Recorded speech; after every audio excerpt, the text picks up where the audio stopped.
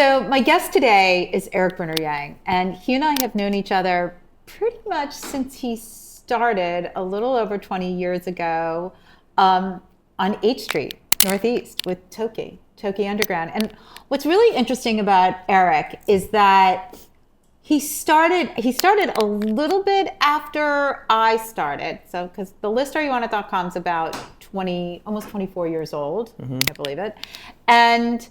But when he started, it was a big deal because it was H Street Northeast, and it was nothing, like, things were just starting to percolate there. Ramen was not a thing. Yep. The city was just about to hit this culinary change of guard, change of experiences, change of neighborhood. And Erik Bruner-Yang was one of the few people at the start of it. So thanks for joining me today. Thank you so much. Yeah, I haven't seen you in a couple of years, I feel like, in this capacity. In this capacity, Yeah. That might be true. At least on the show. So it's great to be here, and I love always that. good to see you. I know, because when you were at the Line, you would pop in. Because I used to do this show at the Line. I do miss the radio days. Oh my God. They really screwed the pooch on that one. For sure. You know? All right, well, let's take it back. Toki Underground. Where were you in your life? What was happening then? Where were you cooking before that? Like, let's do a little Erik Bruner-Yang. This is your life. This is my recap. Yes. I moved to Northeast DC, H Street specifically, in 2007. I had just graduated from the University of Mary Washington. I think some people know a little bit about my story. I was predominantly a musician, and I was playing music a lot. And when the band that I was in was kind of wrapping up, I moved to DC because they were going to open a Sticky Rice there. And I was a huge fan of Sticky Rice. Sticky Rice out of Baltimore? The original location is Richmond. Oh. And so the original location, I think, is just celebrated maybe 30 years? Okay. Long time. Yeah. And so I used to go to the Sticky Rice in Richmond when I was in college, when I was in high school. And I was kind of like fanboy over John Yamashita, who was like the founding chef owner. So I reached out about trying to be the opening manager of that. And so that's what brought me to DC. And that's specifically what brought me to H Street. So when they were building Sticky Rice, I was working security at Rock and Roll Hotel. I was picking up shifts at like all the little dive bars there. Right. And then it went from Sticky Rice to a bunch of little things. And then by 2011, I opened my own personal place, Toki Underground, which was just 3 or 4 streets down. But what was it that you weren't seeing in the dining scene at that time? Like, what was it about Toki Underground? Because Toki Underground was really groundbreaking at the time for the DC market. Yeah, for sure. And I definitely think I was operating in that kind of lens. I'm a Taiwanese American. During that time period between 2007 and 2010, my grandfather in Taiwan, where I was born and raised, was sick. So I was traveling back and forth a lot between here and there. And during that time period, I started to kind of feel like a more personal connection to my Taiwanese roots. And I ended up staging at a ramen shop in Taiwan while I was there, because I was just so used to just working all the time. So, after just being there with my grandparents, I was like, I need to do something, right? So, and so that's when I kind of came back from all those trips where I was like ready to branch out on my own. I wanted to do this fun hybrid version of Taiwanese, Japanese style noodles. But I think also, if you think about the 2008 to 2012, like that 4-year period, economically, the country had gone through this huge recession. Yeah. People were people were eating differently. People were looking at real estate differently. Everybody was sort of moving in a different way because of the economic conditions of the country. I also think that there's just a large influx of young people, young new families. Yeah, they all came with Obama. Yeah, and they all came with Obama, and the city just changed overnight. It was vibrant, without a doubt. And people just were ready to celebrate, this big historical moment. And we were in the right place at the right time. And then I, luckily enough, just had good timing. And then we happened to be good when we opened. And I just think all of the things just kind of properly fell in place for that But location. there's things you did with Toki. I don't want to stay too long on it, but you made it fun. Yeah. Like outsider looking in to the runnings of Toki. Yeah. You know, you look like you were having fun. It looked like the people who worked there were having fun. I mean, everybody wanted to get in. It was high attention. I think people think I'm super serious, but I'm actually really fun. No, so here's the thing. You're deadpan. Yeah. You're a deadpan person, right? But no, I think you're super fun too. Your concepts are super fun. So as you start growing up, you've got this shop. It's doing really groundbreaking things at the time. And listen, there shouldn't only be one ramen shop in the city. You know, things are changing culinarily. What was the progression for you? What were you seeing? How did you feel about H Street? Like, what was it that you wanted to do? Were you intention driven at this point, or you were like from the hip? I'm a little bit of both. I'm definitely from the hip, but I'm also, at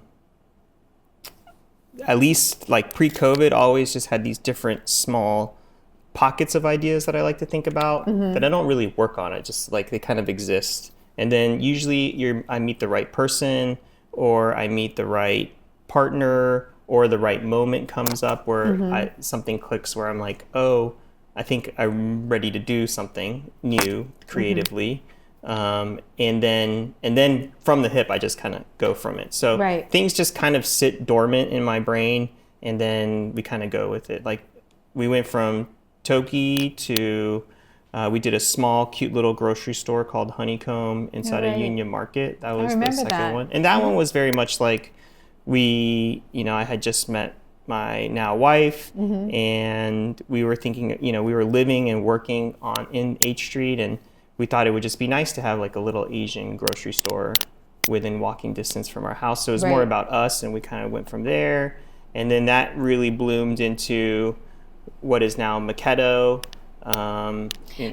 So let's talk a little bit about Maketto, because talk about another groundbreaking restaurant in that, yes, it was on H Street, but at that time on H Street, most of the restaurants sort of fit into the mold of H Street. Yeah.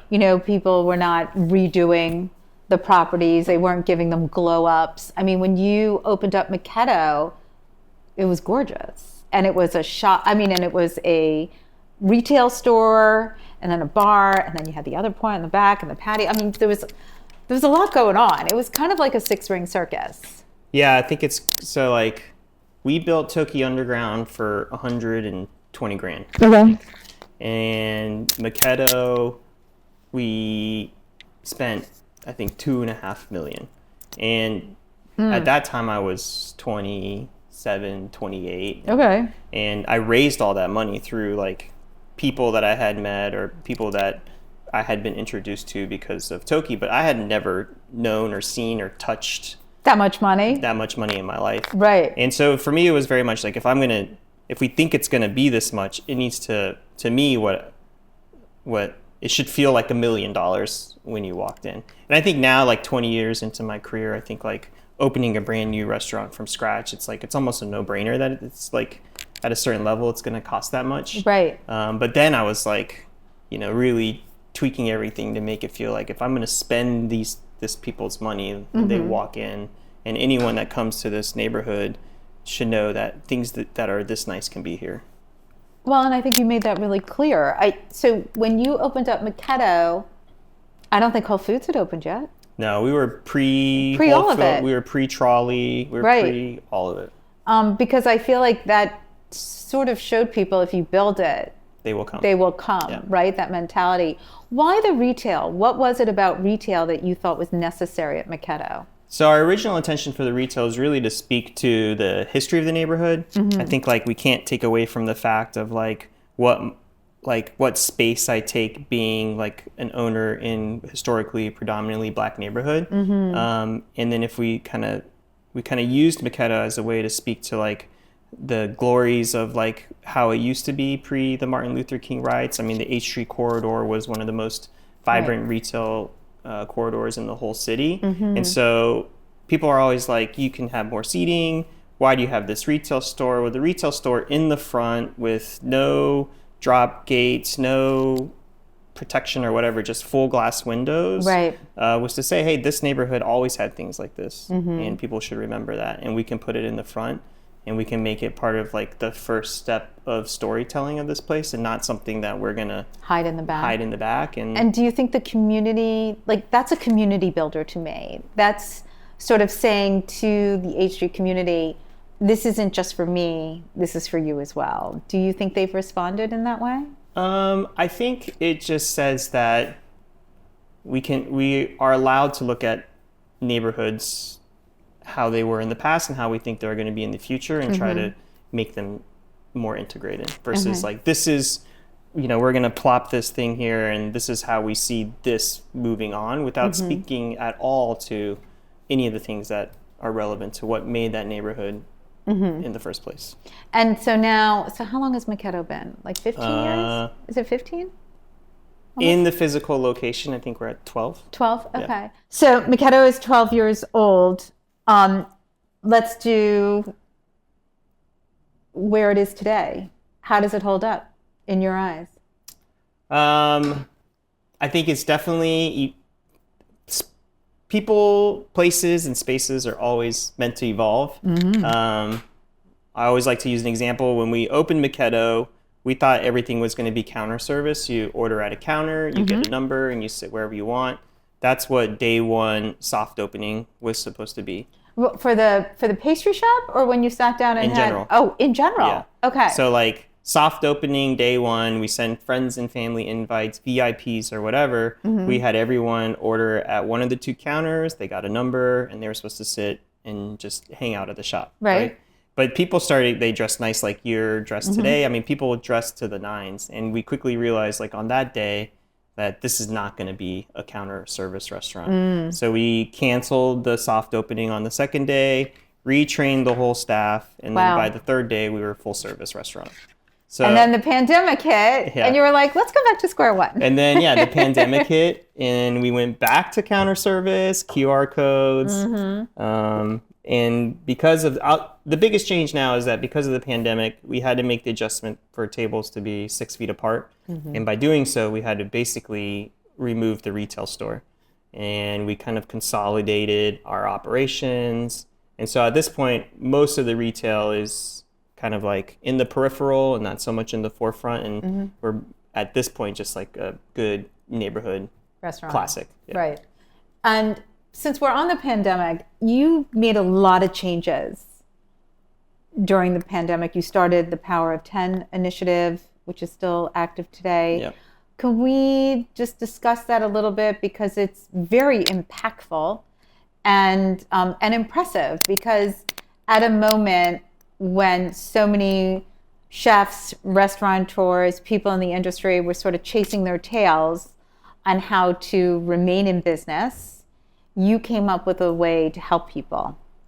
So we started the Power 10 initiative pretty much like first 2 or 3 weeks, everything that got shut down. And we're grateful to the Edward Lees Foundation. They wrote us our first grant that we passed off to Kane, which was also on H Street. Yeah. And we just started kind of serving meals right away. And I think Can you give us the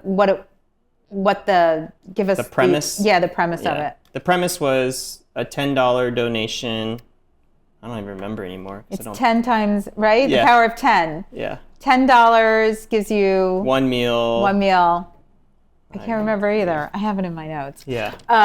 But it's still active. Yeah. Right? So that we had that kind of very core numbers of 10 for COVID, and now it just kind of exists as a vehicle for us to just provide meals or grocery boxes to anyone at request, no questions asked. So we'll get emails all the time still, either through organizations or through mutual aid groups or individual people requesting boxes or meals, and we just bring it to them.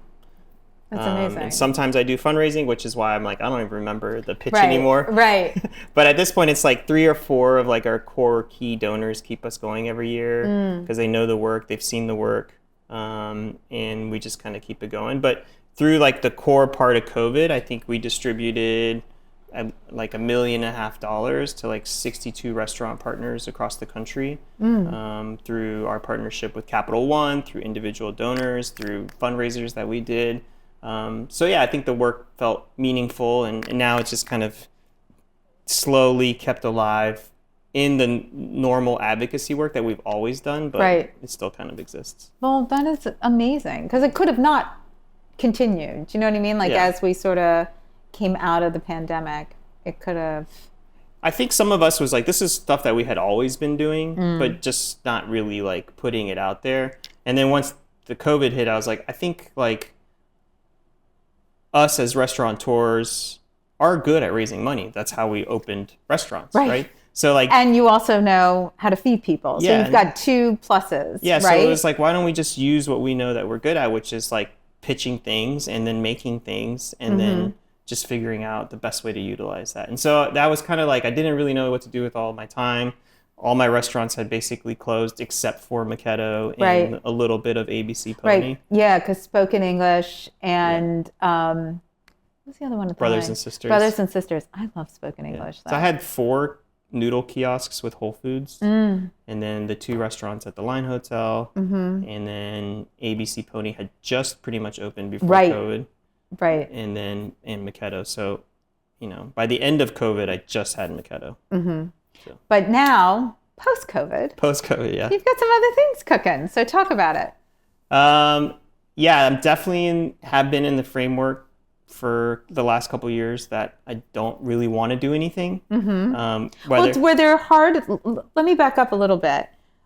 Given that you had so much going into the pandemic, so many businesses and different models, were there, after the closures and the pandemic and everything you went through, were there lessons learned? Were you stung? You're like, fuck this, I don't want to do this anymore. Like, do you know what I mean? I think I'm still sometimes like 1 foot in, 1 foot out. But I've also, this is kind of like I think I could do other things, but this is just what I do. I mean, you're a musician. Yeah, and I love it. And a comedian. I do love it. Yes. But it's hard, and it doesn't get any easier. And I feel like because there hasn't really been any kind of a year for at least the last 5 years where anyone can reflect back and be like, oh, that year was normal. Right. It makes every kind of thing challenging for no need. Like if I step on a landmine I don't know about, like that just gets exhausting year after year after year. So I think that makes it really hard to be creative and want to do creative things. But I am still a person that operates like off the cuff. So, I mean, we opened Providencia a year and a half ago, which is like our little cocktail bar that kind of speaks to the immigrant experience. And Can we talk about it a little bit? Like, I don't want to yada, yada, yada over it. I know we want to talk about Manifest, and we will get there, I promise. But I think what Providencia is doing, you've put together a selection of partners, and it's a really interesting little bar that does incredible food and cocktails for the neighborhood. Yeah. Like it's beautiful. Yeah, I think I've like outgrown like the bars that exist on H Street, and one also I don't drink, so I've just kind of outgrown that. Did you always not drink? Yeah, pretty much since Toki, so almost. Okay. Yeah, but that's mostly because I loved drugs. Oh. But then when I opened my own business, I was like, I have to be sober. So that's been ongoing for 14 years or so now. Okay. Yeah. But now I'm like one of those crotchety guys. If I have like 1 sip of alcohol, I'm like, I'm inflamed. I don't feel good. So that's like, now I just don't like it. Okay. Okay, so we should talk about all the supplements you're taking. Is that what I'm hearing? Lots of supplements. Okay, yeah. I had no doubt. Okay, we can compare and contrast, because I'm always looking for like the next biohack. Yes. Do you know what I mean? We need it. But Providencia is great. I mean, it's like specifically Danny, when he came to the U.S., he was 17 or 18. His first job was at Maketto, and now we can move to where we are today. But did they come to you, or did you go, like, how did Providencia come together? So it's behind Maketto, right? And we drive by it every day. Okay. And it used to be a flower shop, a cute little flower shop. And then the Because it's in the alley. For those of you who don't know, it is in the alley. Yeah, it's in the alley, which is in the where we get all of our deliveries and where a lot of the employees will park. So I've only been there at night, just so you know, and I'm always like in an Uber. So I had no idea it was behind Maketto. Yeah, it's like it's right there. He's like, it's behind Maketto. Yeah. I was like, and it's like Henceforth's back door's right there, and then Okay. Hush Harbor Pie Shop, like everyone's right there. So it's really that's cute. so funny. Yes. Okay. So we drive by it every day, and the for lease sign came up, and I basically, with no concept, just leased the building Okay. because I was like, I don't want to do anything. I keep telling people I don't want to do anything, but I don't want anyone else to do anything here, because if someone else opens here, Then I have to deal with it. I not just have to deal with it, I'll just have FOMO. I'll be like, we should have done something. So we sat on it for maybe a year before we did anything. So I was paying rent on it for about a year. And then finally I was like, this is ridiculous. I should think of something. And then the guys, Danny and Pedro, just happened to wanted to do their own kind of like mezcal pop-up thing at Maketto. And I just kind of saw them doing the pop-up, and I was like, oh, I have this. Do it here. Let's just do it here. Right. And that's how it just kind of became what it became. And then as we helped them develop, it was like realizing just how similar not only El Salvadorian culture, but Taiwanese culture, and then eventually when Paola joined, like just how all of our three. And how did she wind up a part of it? I mean, I had her on the show a while back, but I can't remember. It was like just as she was like coming on board. We used her to help promote our opening. Oh, okay. So she kind of like did a pop-up during our opening week, and we had already known each other, and she had a great time, and I think everyone enjoyed her being there. And if you haven't noticed, I just don't totally love to do all the PR stuff anymore as much, and that's mostly because, with my kid's schedule and just being like, do I want to go do this event or do I want to go home? I'd rather just go home. You and my husband can go sit on the couch together and have a good time. And you can do all the pitching. I just like being out. So having Paola was great because she loves to chat. She does love to chat. She has a lot of good things to say. Yes, and she loves the concept, and so she's been a great partner in terms of like making sure the bar gets promoted properly. Well, she does a good job. Yeah. Okay, so you didn't want to do anything. You were done. Yeah. And yet you still opened up something new this year. Yes, and so that's kind of been the trend. It's like I've been saying I'm done, but things keep happening. I was really just enjoying my daily, 5 days a week at Maketto, closed on Sundays and Mondays. Right. Like it was really nice. Then the cocktail bar was easy because it's just in the alley, closed Sunday, Mondays. But I just had a huge connection. I feel like you should open a place now called Closed Sunday Mondays. But go ahead. And be open on those days only. Exactly. And then KJ Hughes is the kind of founder, principal owner of the original Manifest in Adams Morgan, which has this members model, but also open to the public. So can you explain that a little bit? Because I'm not familiar with it. The original location is right by the line. It's right by the line in Adams Morgan. And R.I.P. the line. Yeah, a lot of it is kind of originally evolved around this luxury experience at the Barbershop. So there's 4 chairs there. You can go, you have a drink before you get your haircut, you can do some shopping, and then they have a cute little cocktail bar called Out of Office that's open at night that you can also kind of go and come back. And the original membership kind of evolved around how your access to your barbershop cuts, et cetera, et cetera. So now we rewind, I think like 7 or 8 years later, we have the second location, which is... But is it membership? It is membership based. Like you can have a membership, but it's also open to the public. But the membership tiers come with food F&B credits, discounts on retail, special events access. Like we did a wine dinner recently that was only for members. We did kind of like our holiday pies, but that was just for people in the membership pool. So there's a lot of like different things like that now that the membership has evolved and the brand has evolved, and we want to gear it to not just men that want haircuts. But you could go on Resi and make a reservation. And come to the restaurant. So let's talk a little bit about the layout. What's the flow? How does it function?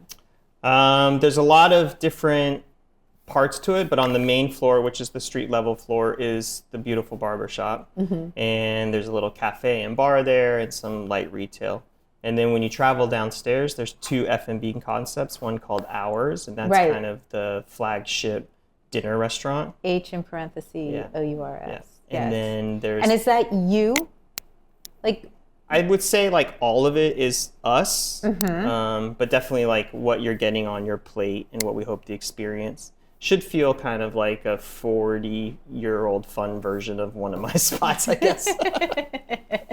So what are we looking at? Like, what does that feel like? What am I eating? I think specifically for the restaurant, I really wanted to use this place to speak to my love for living in Washington, D.C. Mm-hmm. I've been owning, operating, or working in some capacity in this city for 20 years. Mm-hmm. I've met so many people. I feel like I've mentored a lot of people. And I really treated the menu as kind of like a capsule of my experience here, not just like dishes that I have brought from other restaurants that I've Mm-hmm. done, but also like food that tells stories about relationships and peoples and cultures of the city. And I think a lot of people will open places that are like, oh, this is an ode to Washington, D.C. But I think like my version through my lens, I think like people that know the type of places I've created can understand what that means, I think. Oh, absolutely. I feel like more people who are carpetbaggers who come to the city Say that kind of stuff. say that kind of stuff. They're like, oh, this is my ode. They'll have a crab cake and something has some, Old Bay, as if that's all we do here. Yeah. And so now that you're doing this, like, are you still as ambivalent about being in the business of this industry? Does it cause you, do you wake up at night being like, what the f- No. Do you know what I mean? I think I'm just in that place where I love the work and I love to do the work. Sometimes I'm like, am I allowed to do anything else? I think that's just like my main thought process. I'm like, and what would it be if I would do anything else? But here's the thing, if I may, you are doing other things. Like every time you open up a concept, you are doing something different in that. I mean, you just opened up a barbershop. Isn't that something else? Yes. Right? And before you opened up retail, and now you've opened up just a bar. Yeah. Like, I think you are evolving, even if it's not, you don't feel like you're growing as much as you think you are. I appreciate that. That's what I see from Yeah. the outside looking in. And what do you find the most inspirational these days? Like, how do you get inspired? What do you do for yourself so that you don't feel like you're stagnating? I think I get a lot of my energy and fun still just hanging out with my kids and my wife and my family. My wife is definitely the social butterfly of the house, so she'll tell me what's cool or tell me which restaurant to take her to at this point, which I think is hilarious. It is a little funny. And because there are places that I do want to go check out, but she's like, Right. no, here's my list first. Oh, And, wait, where do you want to go check out? Tell me. Did I put you on the spot? No, it's okay. I want to Yeah. go to Matt and Isabella's new place because I like dirty French Maison. food. Yeah, I love dirty French food. It's very pretty Yeah. and very good. And then I really enjoyed Marcus, DC. I thought it was I think he's Yeah. one of the most, Anthony Jones, Yeah. I think he's a real up-and-coming talent. Yeah. And I'm excited for him. And he's just so nice. Oh my God, it's so I sweet. know. He's so nice. He's like Jenna. I don't know if you'll like it if we keep going, oh, he's so sweet. I know, but he's like, But he is just so he's sweet. just a, like, He's a guy. he's just a lovely human. Yeah. Yeah, agreed. I liked Ed Lee's new place. Thought it was really I good. haven't been to Shia. Yeah. Did you love it? It was Actually, really nice. that's a lie. I did a show at Shia, which was amazing with Ed, but I did not Sit and eat there. Yeah. Not yet. It was nice. It was the perfect portion. One of my favorite restaurants in DC of all time is the Old School Obelisk. Like 10 Esterly. Before Esther? I haven't been to Esther, so before Yeah. Esther. I went a couple times before Esther, but I heard she's doing it amazing now, but I do want to go back. But I always thought they were the perfect like food package, price package portions. Yes. And I felt like Ed kind of like nailed that. It was Oh. like everything was like the right amount of food, the right amount of pacing. You didn't have to overthink any of it. And I just really enjoyed it. Okay, good to know. Yeah, I think tasting menus are tough. Yeah. I think post-pandemic, a lot of people were like, tasting menus make sense because math, Yeah. and I understood it. But there were lots of places where I was like, I don't It's too long. want to can't eat sit a that. six. I I don't don't wanna want to sit eat a that. 6-course meal. Like Yeah. can we just order some snacks and call it a day? We went to Noma last year. Oh wow! And it was really nice. It was just really, really long. And Zeta hates she's pretty much anti-tasting menu. But I was like, Okay. we should go. This is Right. an amazing opportunity to go. Sure. Somebody invited us. But she had like snuck in her own hot sauce. I love her. And so she was like nibbling on a chili and then like eating her little Noma. So how was it? It was really good. We Is did the it? seafood menu, which I think for some people might be a little adventurous. Like we ate an eyeball of a cod raw, That is a little adventurous. which I loved, but you know, Yeah. but it was really special. And there was a guy there to just kind of capsule like how long I've been involved on H Street. This guy Luke Feltz, Okay. and he used to be a line cook at Boundary Road, Okay. 2007, 2008, and he was a terrible line cook. You know, he was new, right? So I'm Right. saying terrible. I'm like just like he was just young, really young, really new to it, and he was friends with this guy named Johnny who worked at Toki with me, and so sometimes Luke would come stage at Toki, and we would do events together between Boundary Road and Toki, and so I kind of knew Luke as this guy, and then a couple, almost a decade later, Luke is the head chef of Smith in Chicago when they get 3 Michelin stars. Wow. And then when I'm eating dinner at Noma with my wife, Luke had just gotten like second head of R&D at Noma and was working in the R&D kitchen. That looks like this. Isn't that crazy? Yeah, and I'm like, you're Luke Feltz. You're a punk. You're a punk. You're a little, PBR drinking line cook at Boundary Road. But talk about the 6 But it was degrees of amazing. It was separation. amazing. That is amazing.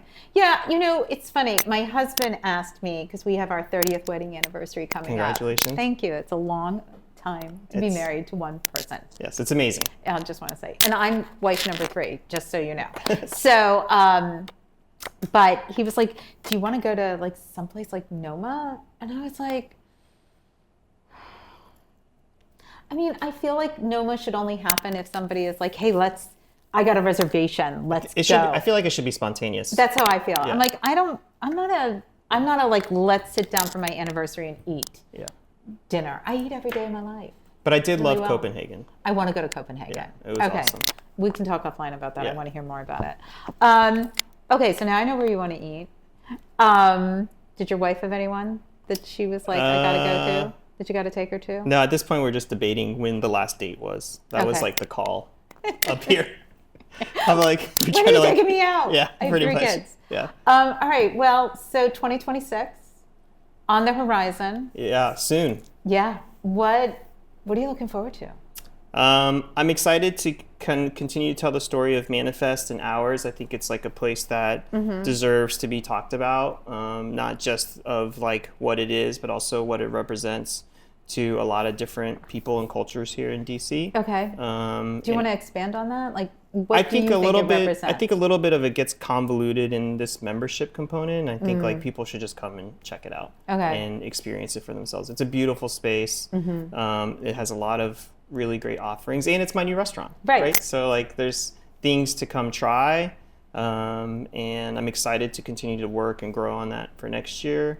I think at some point we will plan on wrapping Maketto up. I have no intention of like keeping it open for the rest of my life. But I do want to end it like on some type of high note, kind of like how the Tail Up Goat.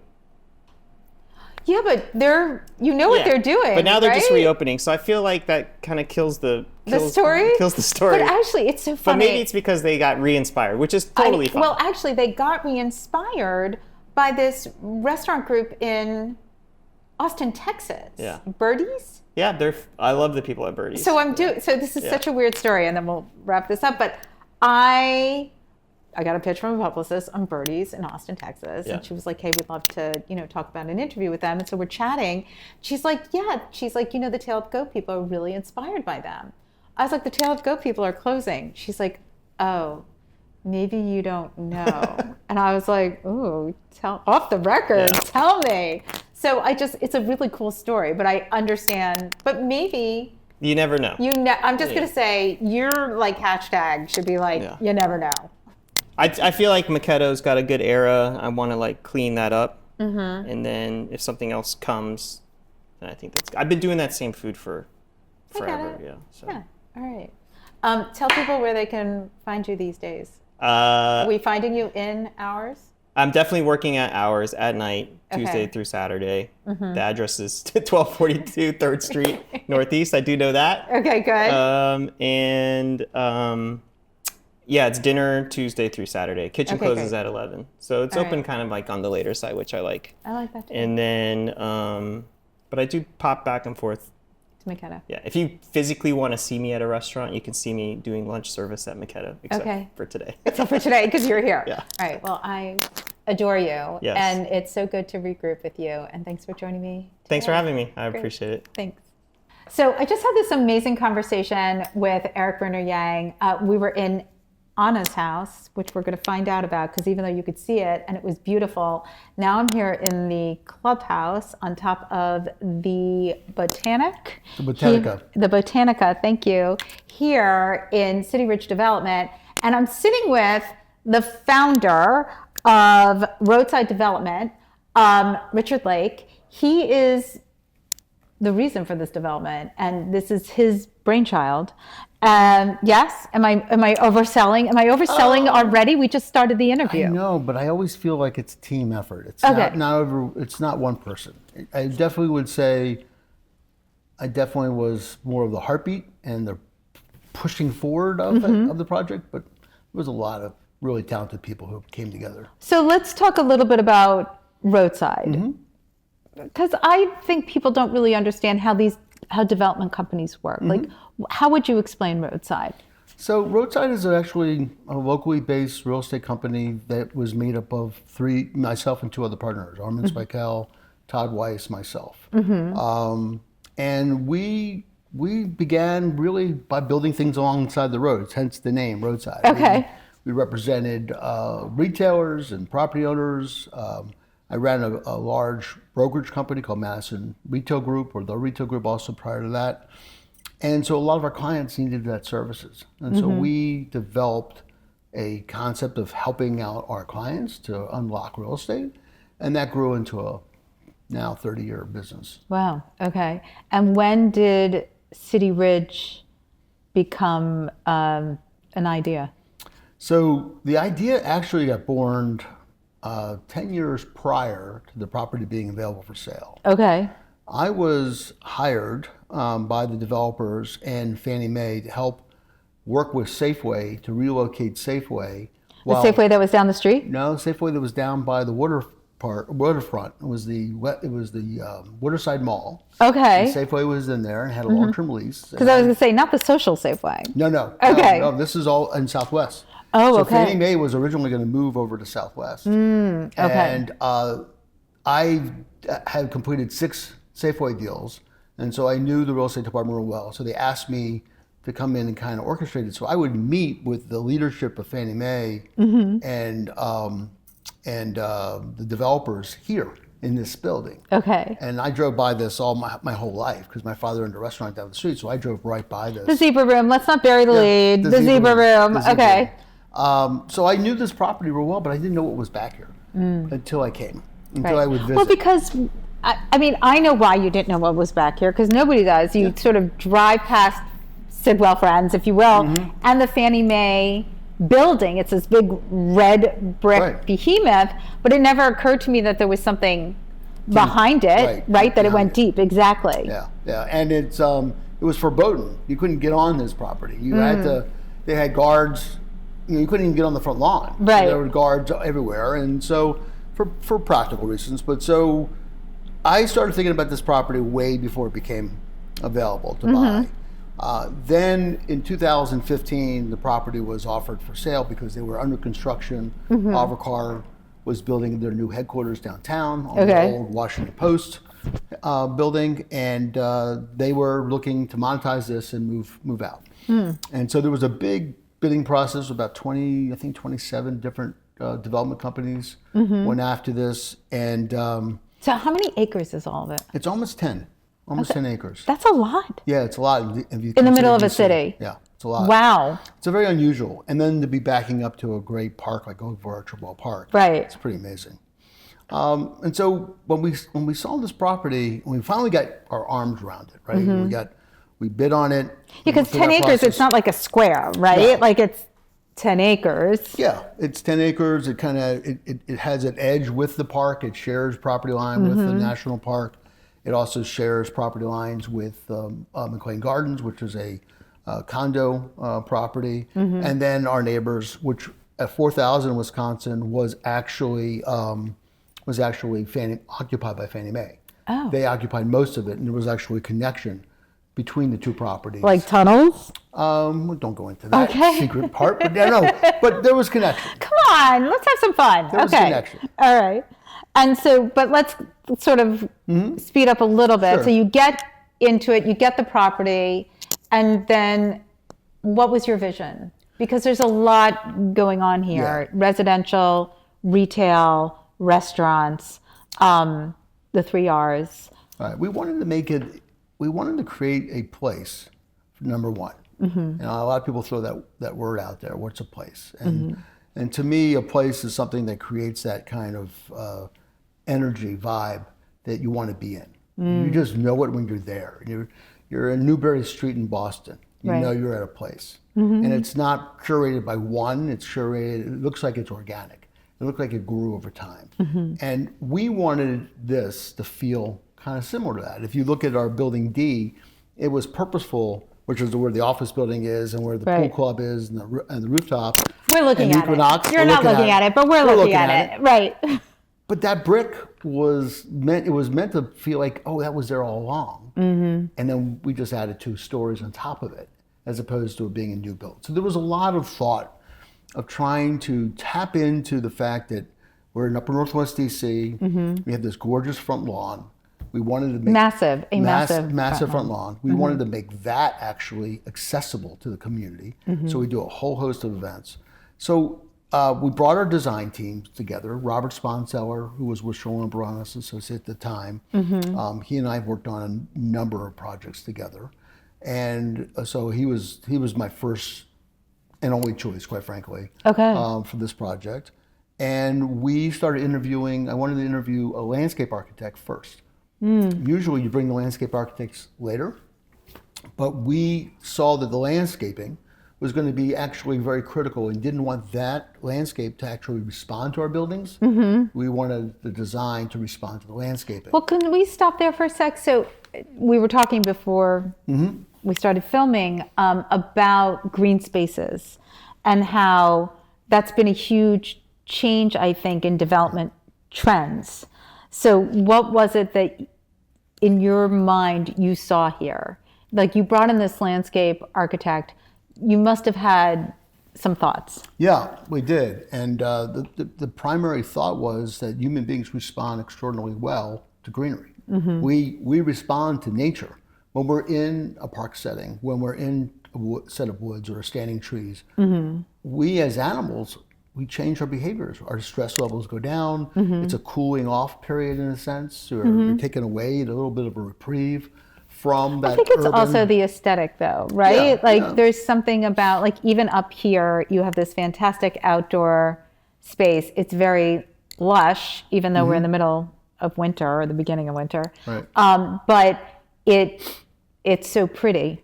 Thank you. You know, so it's very inviting because it's so attractive. Like, even though I don't want to sit outside in the cold, like, I thought about it. Yeah. and the truth is, that's also visually, but it's also emotionally. There's an emotional component to nature, and there's actually a visual component in response to nature. And so we had this beautiful front lawn, and we backed up to the second largest national park in DC, over Archibald Park. And we saw this as an opportunity to feel like we were a beachhead to that park. We didn't want to be just seen as something and just all concrete and all hardscape. So if you look at our trees along our main street, our walkability street, they're going to grow to full-grown street trees because of what we did in the structure and what we did with the soil and how we actually used all the walkways. There's soil underneath there with a tree bed that's deep that also retains all the water, runoff of the water, and we harvest the water. So there's a whole ecosystem that's built into City Ridge. Okay. That's not just so it looks pretty, but it's also enormously sustainable. It's the second Interesting. project in the entire country that was a neighborhood gold LEED certified property. Wow. So every building is gold, but the entire collection and the entire way we deal with runoff, we deal with cooling, we deal with everything about this project is sustainable. And what was, in your position in real estate, why be eco-conscious? Why be eco-friendly? What is it? Is it a selling point, or is it beneficial financially? Or is there a lot of reasons? I mean, I'm 100% for it. I think a lot of people are, but what was it that was important to you? Well, we talk about this a lot, and it goes beyond economics. It goes that we get to do something that it will be here standing long after we're gone, and we have to do good work. And lots of times, it's just seen as a financial exercise, developing buildings. We actually don't see it that way. We see the buildings are actually a living, breathing thing, and that your community is made up of all these components. When we think about DC, you can think about the different neighborhoods. You think about the brownstones were built decades ago, right? They stand out as this really cool. Oh my God, some of the places in Georgetown, they're from the 1700s. Exactly. Right? Exactly. So we all stand on the layers that came before us. And so it is natural for us to look at some more sustainability in construction and development. In addition, our partner, North American Sakusui House, which is their parent company, Sakusui House, which is based in Japan, also is a company that focuses on sustainability throughout all their projects. So it was a great marriage. It was a great relationship. Even Wegmans strive to be gold. And Wegmans was quite a get. Wegmans was quite a gig. Actually, I mean, you could smile with that. Yeah, it was a good get. Wegmans was on our team before my capital partner was on my team. Wow. Actually, Wegmans was on the site before I bought the site. They were actually part of my bid for the site. Okay. So we've done 4 Wegmans. We're doing some more with them.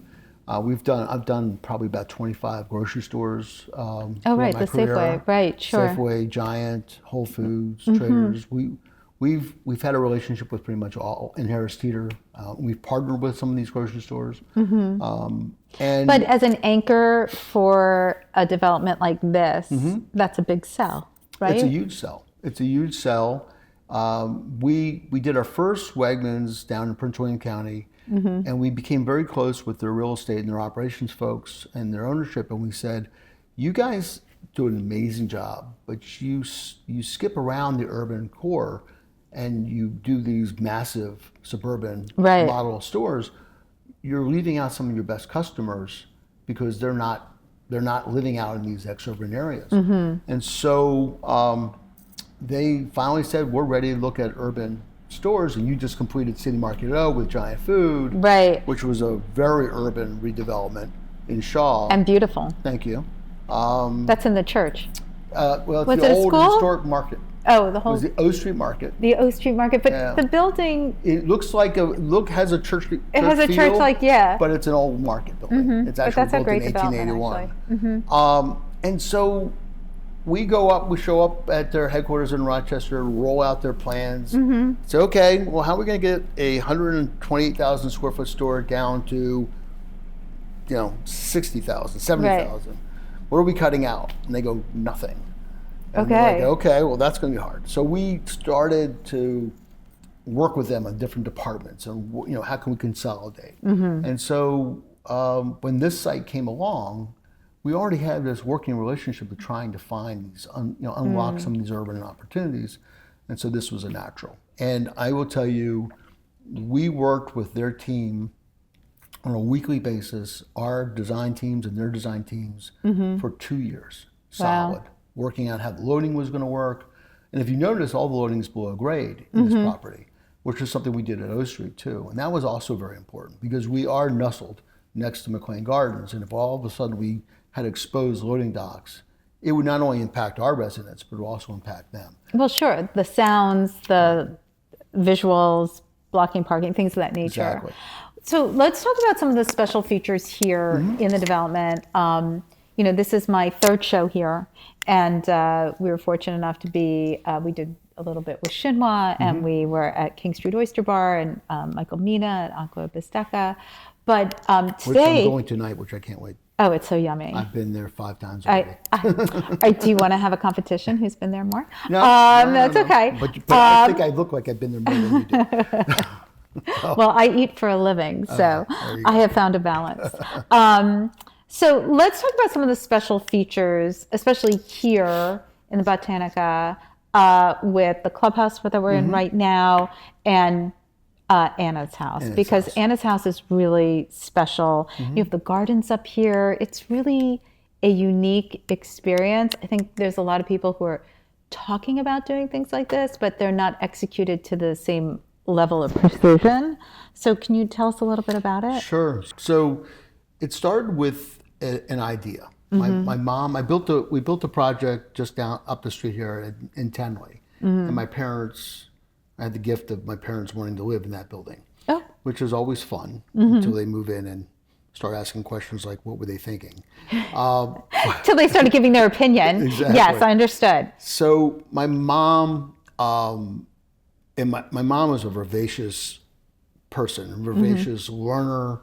She, was taking classes, and even the social stairs that are downstairs was kind of modeled a little bit about my mom. Okay. So my mom was this.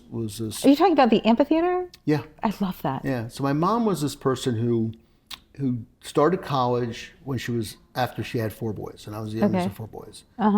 And she became a therapist, and also was one of the lead people at the Washington School of Psychiatry. Wow. And then basically went around the country and did a number of workshops and speaking engagements, and was still taking classes deep in her 80s.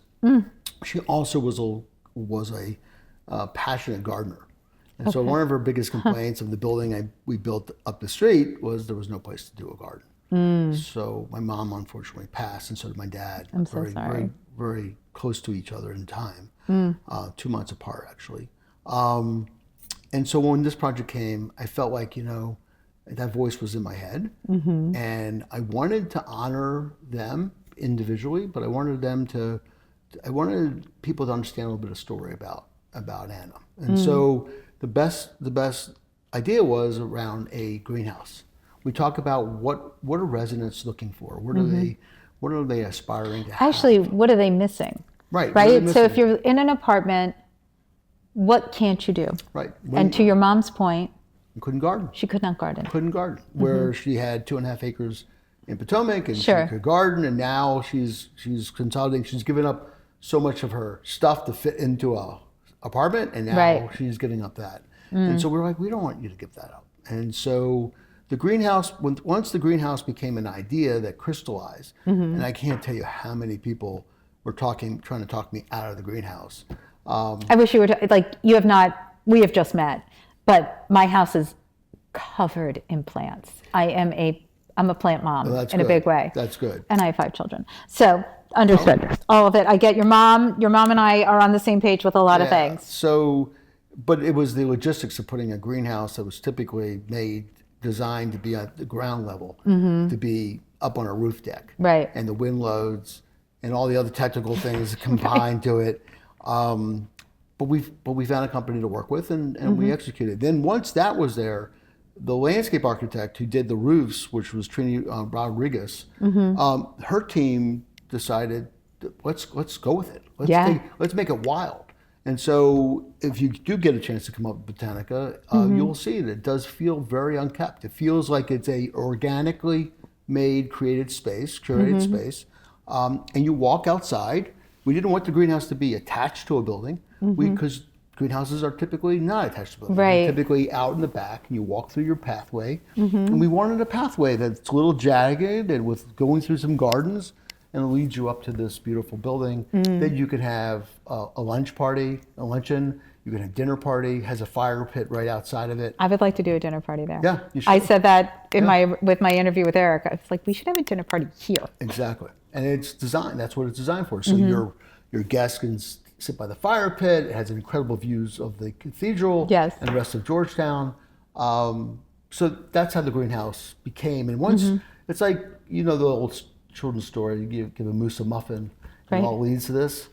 That's kind of how these ideas come. We start, we say, well, I want to be kind of cool to do this. And so we did a lot of interviewing in our project in City Market. We created this concept called Show Us Your O Style, because we saw apartments from afar that look gorgeous. And we want to know, okay, what do you do? What are people doing with their apartments? So we did a design contest. Oh. And we had modern luxury and number of The publications. and we had a number of designers on the judge, and we had 200 submittals from our residents. So we would find people who were doing woodworking, but they were doing in the stairway because there was no place for them to paint or do woodworking. So we created the creator space. And the idea about that was, okay, now there's a place you can actually sit. You can have mommy and me baking classes. You can do art projects. Right. You can. The only thing they wouldn't let me do is a kiln. I wanted to do a kiln in the worst way, but they pottery is big. Yeah, but they just. I get it. The insurance sounds like a safety issue. But then we gave an homage to my father at the Zebra Room, and we did an outdoor pizza oven with the Zebra Room on it, and you can go up there and have a pizza party. We have a full kitchen. You can host events up there. No, actually, one of the things I pitched to Carrie for one of these shows was there's this wonderful woman who does cheese boards, and I thought it would be great if she and I did an interview, and then she could do a cheese board class for the residents. That'd be fabulous. Right? Like to me, the sky's the limit with all the spaces here because they're so intentional and thoughtful. So I think it's very exciting. So I know we only scratched the surface. Yep. So maybe on the next show you'll join me again. Sure. And we can talk about some of the other initiatives you have here at City Ridge. Thank you very much for the time. Richard, thank you. Thanks for joining me. Thanks. Appreciate it.